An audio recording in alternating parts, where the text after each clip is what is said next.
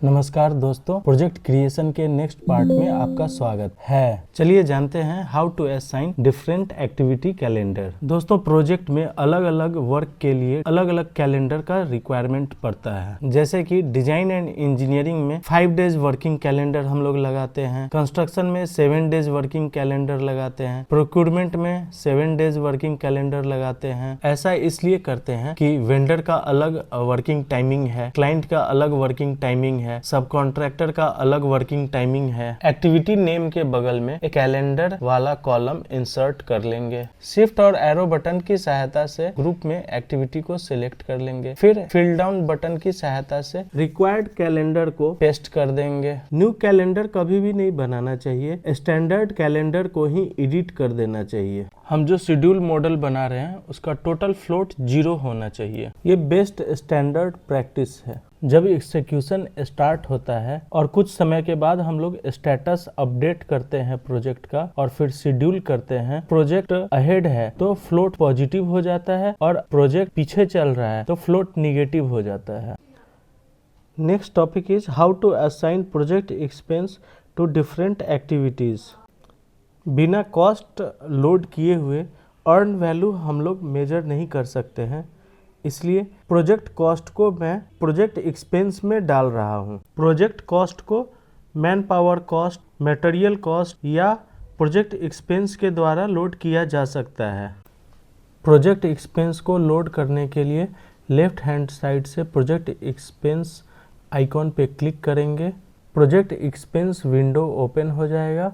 Expense item लिख देंगे, activity assign कर देंगे, बजटेड कॉस्ट ऑटोमेटिक आ जाएगा। हमारा मेन उद्देश्य है अर्न वैल्यू निकालना। इसके लिए हमें प्लान्ड वैल्यू और एक्चुअल कॉस्ट चाहिए। ये जो बजटेड प्रोजेक्ट एक्सपेंस है ये हमारा प्लान्ड वैल्यू हो जाएगा और एक्चुअल कॉस्ट जब हम स्टेटस अपडेट करेंगे मंथली बेसिस पे। कुछ एक्सपेंस जैसे कि finance, bank charges, guest house, office, store, vehicle rent and staff salary through out the project uniformly distributed होते हैं। और कुछ एक्सपेंस जैसे कि मटेरियल कॉस्ट जस्ट किसी एक एक्टिविटी या एक पार्टिकुलर 2-4 दिनों के लिए या कुछ मंथ के लिए रिक्वायर्ड होते हैं। जो cost through out the project uniformly distribute हो रहा है उसके लिए हमने level of effort activity introduce किया है। करेक्ट प्रीडिसेसर और सक्सेसर असाइन करके एलओई का लेवल ऑफ एफर्ट एक्टिविटी का ड्यूरेशन सेट कर लेंगे। प्रोजेक्ट ड्यूरेशन अगर 9 मंथ है तो बजटेड यूनिट भी 9 मंथ रखेंगे। Price per unit equal to cost per month load कर देंगे। अब प्रत्येक मंथ स्टेटस अपडेट करते वक्त बजटेड यूनिट को एक पॉइंट बढ़ाते रहेंगे एक्चुअल कॉस्ट के लिए। अब प्रत्येक एक्सपेंस आइटम के लिए एक्सपेंस डिटेल में जाएंगे और वहां पे एक्टिविटी कॉलम को सिलेक्ट करेंगे। एक्रूअल टाइप में ड्रॉप डाउन बॉक्स में से यूनिफॉर्म ओवर एक्टिविटी को सेलेक्ट करेंगे। इससे होगा ये कि हमारा एक्सपेंस या जो एक्चुअल कॉस्ट है वो यूनिफॉर्मली डिस्ट्रीब्यूटेड होगा throughout the activity. Our next topic is how to assign predecessor successor to level of effort activity to uniformly monthly distribution of project expense. Level of effort activity serves a useful purpose to track expenditures of a non-discrete task that has material cost associated with it. LOE task is not a driving activity. It does not determine the start date of any successor task nor the project conclusion. An LOE activity is also unique in that its duration is dependent on dates from its predecessor and successor tasks. Example of LOE activity: project management, administrative, safety management, security, equipment maintenance, customer meeting. To include the expense of these activities and hence to control these activities, we introduce LOE activity. For project management activities, the predecessor and successor will be the commencement of project and the end of the project. Safety management वाला expense throughout the construction period distributed रहेगा, इसलिए जो predecessor और successor LOE activity में लगाएंगे वो start of the construction period and end of the construction period होना चाहिए। हम लोग जो भी एलओई एक्टिविटी के द्वारा रिसोर्स या कॉस्ट लोड करेंगे एक पीरियड में, उसे हम लोग रिसोर्स कर्व के द्वारा फ्रंट लोडेड, बैक लोडेड या फिर यूनिफॉर्मली डिस्ट्रीब्यूट कर सकते हैं। Next topic is how to maintain and assign performance baseline. Performance baseline का मतलब है schedule, scope and cost baseline. सबसे पहले बेसलाइन को मेंटेन करेंगे, फिर असाइन करेंगे। प्रोजेक्ट पे क्लिक करेंगे, वहां पे मेंटेन बेसलाइन पे क्लिक करेंगे, फिर ऐड बेसलाइन करेंगे, फिर save a copy of current project as a new baseline पे क्लिक करेंगे, ओके कर देंगे और हमारा बेसलाइन मेंटेन हो गया। अब बेसलाइन को असाइन करने के लिए प्रोजेक्ट पे जाएंगे, वहां असाइन बेसलाइन पे क्लिक करेंगे और प्रोजेक्ट बेसलाइन पे ड्रॉप डाउन बॉक्स सिलेक्ट करेंगे और ओके कर देंगे। हमारा बेसलाइन सेव हो चुका है। Next topic is how to find error in project schedule by studying log chart. Log chart के लिए F9 अपने कीपैड से प्रेस करके प्रोजेक्ट को शेड्यूल करना पड़ेगा। F9 प्रेस करने के बाद एक डायलॉग बॉक्स ओपन हो जाएगा। Data date project start date को बनाएंगे क्योंकि अभी तक हमने स्टेटस अपडेट नहीं किया है और शेड्यूल पे प्रेस कर देंगे। शेड्यूल प्रेस करने के बाद व्यू लॉग करेंगे। व्यू लॉग में ऑप्शन आते हैं HTML, शेड्यूलिंग के ऑप्शन और कंडीशंस को चेक करेंगे। सबसे पहले लिखा हुआ है शेड्यूलिंग लेवलिंग रिपोर्ट, फिर डेट और टाइम लिखा हुआ है कि कब हमने शेड्यूलिंग किया है, फिर डिफॉल्ट प्रोजेक्ट और प्रोजेक्ट का कोड है।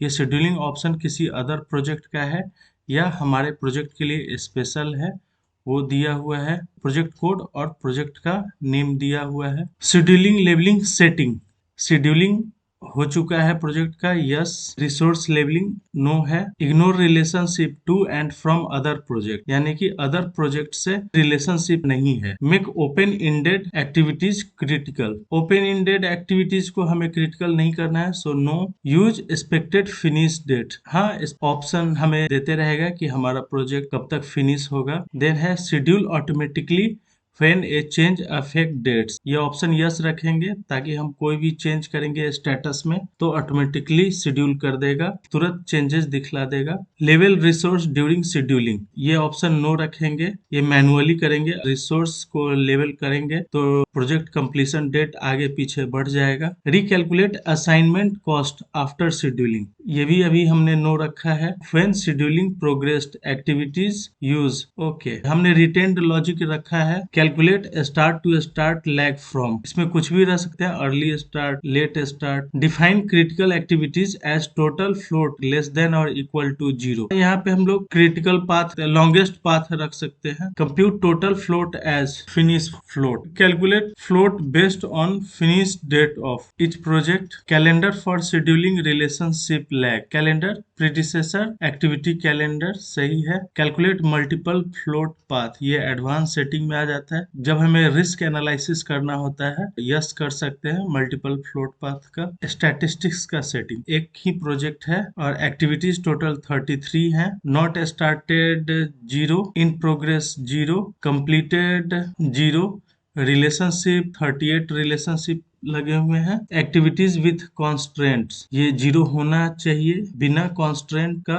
प्रोजेक्ट होना चाहिए ताकि प्राइमावीरा प्रोजेक्शन कर सके प्रोजेक्ट कितने दिनों में कंप्लीट होगा। Error 0, warning 0। Then activities without predecessors, ये एक ही होना चाहिए। Activities without predecessor 1, activities without successor 1, सही है, ये एक एक ही होना चाहिए। Then out of sequence activities, जब भी प्रोजेक्ट का स्टेटस हम लोग अपडेट करेंगे तो आउट ऑफ सीक्वेंस एक्टिविटीज आएगा। अभी फिलहाल यहाँ पे 0 दिखला रहा है। ये आउट ऑफ सीक्वेंस एक्टिविटीज जब भी आएगा यानी कि हमारा लॉजिक कहीं न कहीं ओवरराइड हो रहा है, लॉजिक फेल हो रहा है। क्लाइंट को जस्टिफिकेशन लिख करके देंगे कि यहाँ पे आउट ऑफ सीक्वेंस एक्टिविटीज क्यों है। Activities with actual dates greater than data dates, milestone activities with invalid relationship invalid है दिखलाएगा, यहाँ पे 0 है। Finish milestone and predecessor have different calendar, yes 0। Scheduling levelling का रिजल्ट दिया है। Project scheduled, yes. Activities scheduled, yes. Relationship with other project, दूसरे project से कोई भी रिलेशनशिप नहीं है और इसलिए 0 दिखला रहा है। Data date project start date है, earliest early start date project का, then latest early finish date, कब तक प्रोजेक्ट कंप्लीट हो वो भी चेक कर लेंगे। Then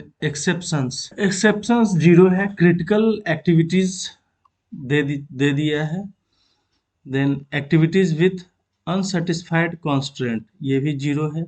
activities with unsatisfied relationship, ये भी 0 होना चाहिए। एक्टिविटीज विथ एक्सटर्नल डेट्स, ये भी 0 होना चाहिए। Next topic is how to update status of project. अब हम लोग प्लानिंग फेज से एग्जीक्यूशन फेज में आ चुके हैं। प्रोजेक्ट बेसलाइन असाइन होने के बाद प्रोजेक्ट स्टेटस अपडेट करेंगे। प्रोजेक्ट स्टेटस अपडेट करने के लिए साइट से एग्जीक्यूशन का वर्क परफॉर्मेंस डाटा लेंगे, देन प्राइमावीरा में लोड करेंगे डाटा को। स्टेटस लोड करने के बाद प्रोजेक्ट को शेड्यूल करेंगे। शेड्यूल करने से पहले डाटा डेट को करंट डेट में चेंज कर देंगे। एक्टिविटी डिटेल में जाके स्टेटस पे क्लिक करेंगे। एक्टिविटी विंडो में जाके प्रत्येक एक्टिविटी को सिलेक्ट करेंगे और उसका स्टेटस अपडेट करना शुरू करेंगे, जैसे कि started date, finish date, duration completion percentage, physical completion percentage. Work अगर सस्पेंड हो गया है तो वर्क सस्पेंशन डेट, फिर जिस दिन वर्क रिज्यूम हो चुका है उस दिन का रिज्यूम डेट।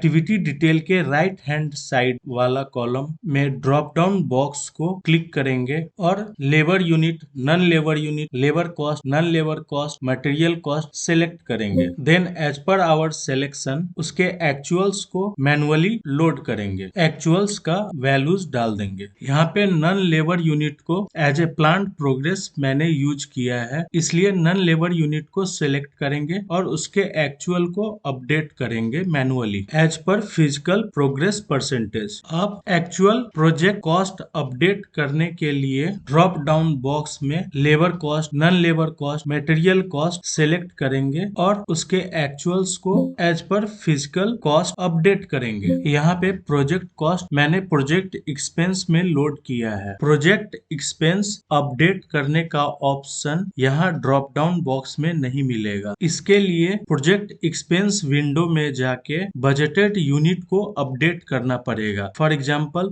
1 महीना बीत जाने के बाद बजटेड यूनिट को 1 कर देंगे, 2 महीना बीतने के बाद बजटेड यूनिट को 2 कर देंगे and so on. Percentage complete type select करने के लिए प्रोजेक्ट विंडो में जाके प्रोजेक्ट को सेलेक्ट करेंगे, फिर प्रोजेक्ट डिटेल में जाके डिफॉल्ट कॉलम पे क्लिक करेंगे और उसके डिटेल में परसेंटेज कंप्लीट में ड्रॉप डाउन का ऑप्शन आएगा जिसमें 3 ऑप्शन होगा, duration percentage complete, physical percentage complete और यूनिट परसेंटेज कंप्लीट। वहां पे फिजिकल परसेंटेज कंप्लीट सेलेक्ट कर लेंगे। प्राइमावीरा में इंडिविजुअल एक्टिविटी के स्टेटस को physical percentage complete, unit percentage complete या फिर ड्यूरेशन परसेंटेज कंप्लीट में डिपिक्ट कर सकते हैं। इसके लिए एक्टिविटी डिटेल पेन में जनरल पे क्लिक करके परसेंटेज कंप्लीट टाइप सर्च करके और ड्रॉप डाउन बॉक्स से ड्यूरेशन, फिजिकल और यूनिट को सिलेक्ट कर सकते हैं। फिजिकल प्रोग्रेस को अपडेट करने के लिए एक्टिविटी स्टेप्स क्रिएट कर सकते हैं। एक्टिविटी स्टेप को क्रिएट करने के लिए एक्टिविटी डिटेल विंडो में राइट क्लिक करके नया कॉलम स्टेप कॉलम ऐड करेंगे। देन स्टेप कॉलम पे क्लिक करेंगे और ऐड स्टेप्स को क्लिक करके न्यू स्टेप्स क्रिएट करेंगे और उसका वेटेज और कंप्लीशन स्टेटस अपडेट कर देंगे। अब हम लोग एक्टिविटी डिटेल पेन में जाके नोटबुक ऐड कर सकते हैं प्रत्येक इंडिविजुअल एक्टिविटी पे, साथ में रिस्क भी इंडिविजुअल एक्टिविटी पे असाइन कर सकते हैं और वर्क प्रोडक्ट एंड डॉक्यूमेंट्स को भी रिकॉर्ड एंड अपडेट कर सकते हैं। प्राइमावीरा में यूजर डिफाइंड कॉलम हम लोग इंसर्ट कर सकते हैं। यूजर डिफाइंड कॉलम 3 तरह के होते हैं। पहला, कोई भी टेक्स्ट वैल्यू डालने के लिए, जैसे कि रीजन फॉर डिले डालने के लिए। दूसरा, कोई भी इंडिकेशन या फिर पिक्टोरियल इंफॉर्मेशन डालने के लिए। तीसरा, न्यूमेरिकल वैल्यूज डालने के लिए। अब इंडिविजुअल एक्टिविटी का पिक्टोरियल स्टेटस अपडेट करने के लिए यूजर डिफाइंड फील्ड से इंडिकेशन वाला कॉलम इंसर्ट कर लेंगे एक्टिविटी विंडो में। अब पिक्टोरियल स्टेटस कुछ इस तरह से अपडेट करेंगे कि जैसे इंडिविजुअल एक्टिविटी के ड्रॉप डाउन बॉक्स में स्टार सेलेक्ट कर लेंगे। स्टार मतलब हमारा वर्क 100% कंप्लीट है।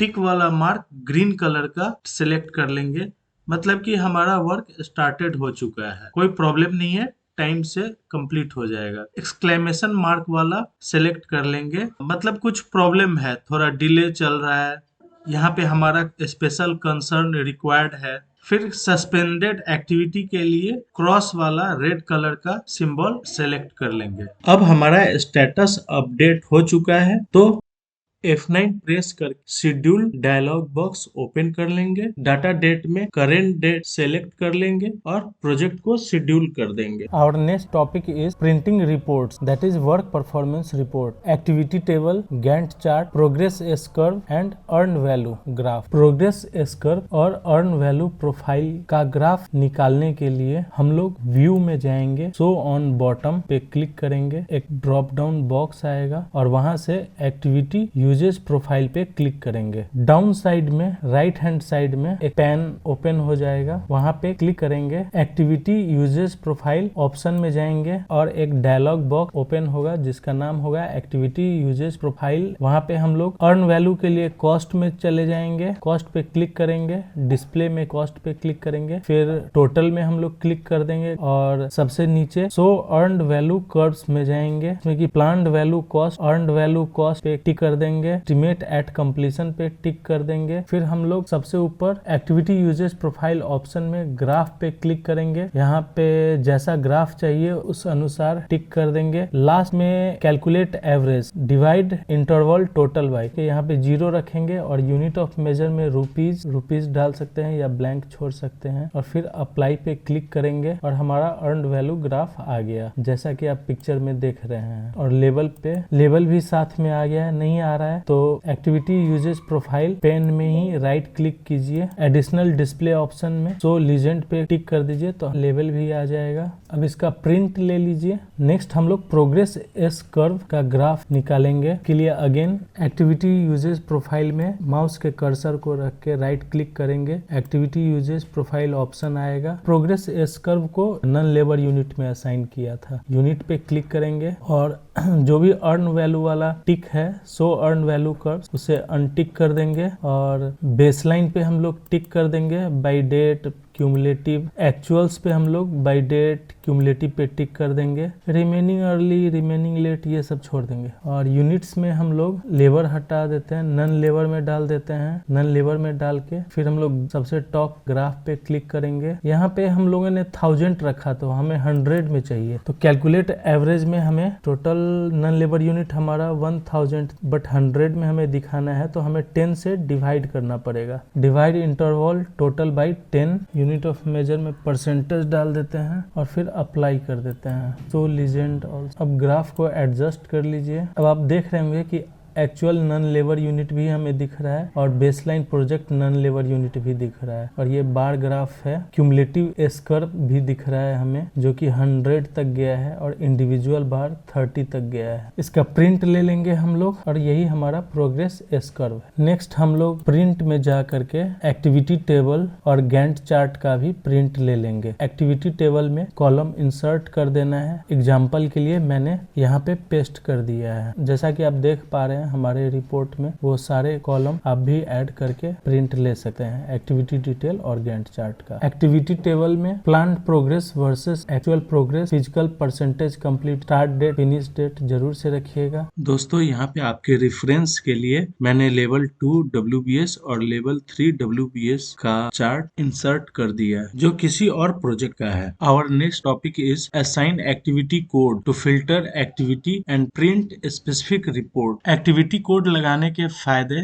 ये हैं कि हम लोग फिल्टर करके कोई भी रिपोर्ट, कोई भी डाटा निकाल सकते हैं। या एक ही टेंडर के अंदर 2-3 प्रोजेक्ट हैं तो क्लाइंट कभी भी वन प्रोजेक्ट का डाटा दो, एस्कर बना के दो, तो हम लोग फिल्टर कर लेंगे वो पर्टिकुलर प्रोजेक्ट को। सपोज क्लाइंट ने बोले कि टेस्टिंग कमीशनिंग का ही हमें रिपोर्ट चाहिए, प्रोक्योरमेंट का क्या रिपोर्ट है, क्या प्रोग्रेस है, प्लान्ड वर्सेज एक्चुअल, निकाल के दे सकते हैं। सबसे पहले इंटरप्राइज में जाएंगे, टूल्स के बगल में है इंटरप्राइज, ड्रॉप डाउन बॉक्स आ जाएगा, वहां से एक्टिविटी कोड पे क्लिक करेंगे और हम लोग एक्टिविटी कोड का हेडिंग पहले सेलेक्ट करेंगे। हमें एक्टिविटी कोड को डिफाइन करना है। जैसे हमने पहले ग्लोबल पे टिक करेंगे, एक्टिविटी कोड का डायलॉग बॉक्स ओपन हो जाएगा। ग्लोबल वाले रेडियो बटन पे क्लिक करेंगे, select activity code, heading select करना है, जैसे कि डिलीवरेबल्स, डिपार्टमेंट वाइज हम फिल्टर बनाना चाहते हैं, या फिर इंटरप्राइज माइलस्टोन वाइज, या फिर गो नो गो वाइज, या फिर स्टेज वाइज, फेज वाइज, या फिर की माइलस्टोन वाइज। मैंने यहाँ पे डिलीवरेबल्स के अंदर में फिल्टर बनाया है। ये डिलीवरेबल्स को मैंने सेलेक्ट कर लिया। ऐड बटन पे जाएंगे, ऐड करते रहेंगे और कोड का वैल्यू डाल देंगे। जैसे मेरा प्रोजेक्ट था अदम, तो अदम साइट मोबिलाइजेशन A.SM मैंने कर दिए, अदम A.इंजीनियरिंग कर दिए। इसी तरह से बाम साइट, जो कि एक ही प्रोजेक्ट में अदम, बाम और सुमेल, तो बाम का B हमने कर दिया। उसके नीचे पेरेंट्स चाइल्ड का ट्री बना देंगे, जैसे हमने WBS का पेरेंट चिल्ड्रन ब्रांच बनाया था। अब अदम के नीचे में अदम साइट मोबिलाइजेशन, अदम इंजीनियरिंग, उसी तरह से बाम के नीचे में B.साइट मोबिलाइजेशन, B.इंजीनियरिंग, B.प्रोक्योरमेंट, सभी कोड के नेक्स्ट उसका डिस्क्रिप्शन डाल देंगे और इस तरीके से हमारा एक्टिविटी कोड हमने डिफाइन कर दिया। इस डायलॉग बॉक्स को क्लोज करेंगे और अब एक्टिविटी विंडो में जाएंगे। कोई भी WBS के नीचे एक्टिविटी को शिफ्ट और एरो की के सहायता से सिलेक्ट कर लेंगे। हम लोग ग्रुप में एक्टिविटी कोड असाइन करने जा रहे हैं। सिलेक्ट करने के बाद राइट क्लिक करेंगे सिलेक्टेड आइटम पे और असाइन में जाएंगे। करने के बाद ड्रॉप डाउन आएगा, उसमें से एक्टिविटी कोड पे क्लिक करेंगे। क्लिक करने के बाद ग्लोबल वाले रेडियो बटन पे क्लिक करेंगे। हमने जो भी एक्टिविटी कोड बनाया है वो यहाँ दिख रहा है, वहां से सिलेक्ट कर लेंगे। जैसे हम साइट मोबिलाइजेशन WBS के नीचे वाले एक्टिविटी को मैंने अगर सिलेक्ट किया है तो साइट मोबिलाइजेशन पे क्लिक कर देंगे और उसी प्रोसेस को रिपीट करेंगे। नेक्स्ट हम लोग फिल्टर में जाएंगे, सबसे ऊपर फिल्टर का आइकन है, उस पे क्लिक करेंगे। फिल्टर में न्यू फिल्टर पे क्लिक करेंगे, फिल्टर का नेम डाल देंगे। फिल्टर का नेम जैसे हम अपने साइट का नाम लिख सकते हैं। फिर ऐड पे क्लिक करेंगे, डिलीवरेबल्स सेलेक्ट कर लूंगा। पैरामीटर में इज में हम लोग इज अंडर सेलेक्ट कर लेंगे। नेक्स्ट वैल्यू में जाएंगे, वहां पे क्लिक करने के बाद एक्टिविटी कोड सेलेक्ट कर लेंगे डबल क्लिक करके और फिल्टर को क्लोज कर देंगे। इस तरह से 4-5 फिल्टर बना देंगे जैसे। और जब भी हमें कोई रिपोर्ट निकालना हो तो फिल्टर में जाके यूजर डिफाइंड फिल्टर बनाए हैं, उसमें सिलेक्ट में टिक कर देंगे, अप्लाई कर देंगे और हमारा रिपोर्ट अब सिर्फ उस पर्टिकुलर WBS का आएगा।